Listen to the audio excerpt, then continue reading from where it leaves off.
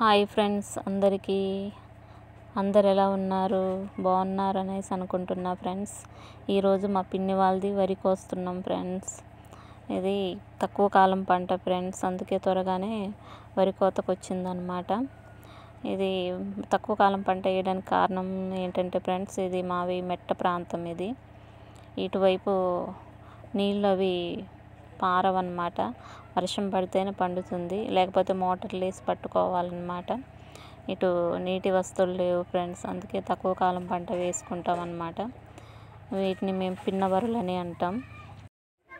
మా పిన్ని వాళ్ళది వరి చాలా ఏపుగా పెరిగింది ఫ్రెండ్స్, అందుకే వరి మూటలు కూడా పైకి కోస్తున్నాం అన్నమాట. చూడండి, ఇట్లా వరి కోసిన తర్వాత అట్లా పెడుతూ వెళ్తాం. ఇది 2-3 డేస్కి ఆరిపోతుంది ఫ్రెండ్స్. తర్వాత చక్కగా వరి మోపులుగా కట్టేసి వరి కుప్ప వేసి తర్వాత పడుగు వేస్తామన్నమాట. చూడండి ఎంత ఏపుగా కనిపిస్తుందో కదా ఫ్రెండ్స్. ఇది మిషన్ కన్నా మనుషులే కోస్తే మంచిగా చాలా వడ్లు బయటికి పోకుండా ఉంటాయి అన్నమాట. మిషన్ వేస్తేనేమో వడ్లు సగానికి సగం కింద పోతుంటాయి.